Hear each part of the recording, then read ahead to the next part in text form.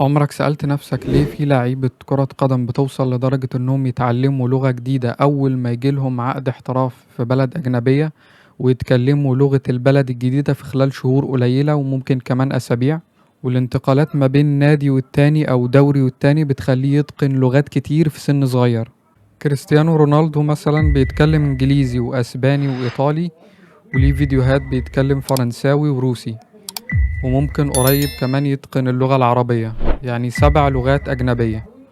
فالنهاردة هنحاول نعرف السر ورا سرعة تعلم اللعيبة للغة، والأسباب والطرق اللي بتخليهم يتعلموا بسرعة ويحافظوا على اللغة بعد كده.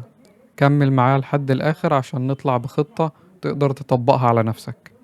أول سبب هو البيئة اليومية، بتحوطوا اللغة من كل اتجاه. اللاعب مش بياخد درس ساعة في اليوم، لا هو بيعيش اللغة في يومه كله. في التمرين المدرب بيشرح باللغة الأجنبية، في أوضة اللبس زمايله بيتكلموا باللغة الأجنبية، المقابلات لازم يرد بلغة الجمهور، الحياة اليومية في المطاعم وفي الأسواق والجيران والصحافة، حتى لو في مترجم معاه فهو بيسمع كلام المدرب الأول بلهجته ونطقه وتعبيرات وشه، فأكيد هيلقط كذا جملة من اللي سمعهم ويعرف ترجمتهم.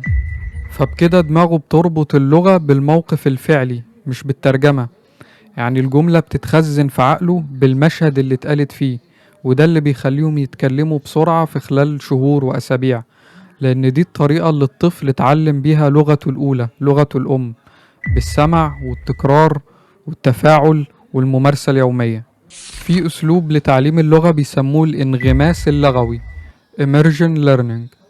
معناه ان انت ترمي نفسك في البحر، ان انت ترمي نفسك في بحر اللغة، بمعنى تخلي اللغة محوطاك من كل اتجاه، تتكلم في اي موضوع وتحكي اي موقف بيقابلك في يومك باللغة الاجنبية. مش بس بتقول الجمل اللي انت محضرها وحافظها في مواضيع انت عارفها، لا بترتجل وبتتكلم عفوي حتى لو هتغلط، بس المهم هتكسر حاجز التوتر وهتفكر باللغة اسرع. عشان كده بيستخدموا الأسلوب ده في كورسات اللغة وفي مدارس اللغات والجامعات، بيدرسوا بقية المواد العلوم والحساب بالإنجليزي أو الألماني، وكل كلامهم جوه الفصل بيبقى بالإنجليزي. فحاول تحاوط نفسك باللغة، تسمع فيديوهات وبودكاست من أهل اللغة نفسهم في مواضيع مختلفة وجديدة عليك، وتتابع صفحات سوشيال ميديا باللغة اللي انت بتتعلمها، واحكي اللي حصل في يومك كل يوم باللغة اللي انت بتتعلمها. حاول تحاوط نفسك باللغة من كل اتجاه. ودلوقتي النت فاتح الفرصة ليك انك تتفرج وتسمع اللي انت عايزه،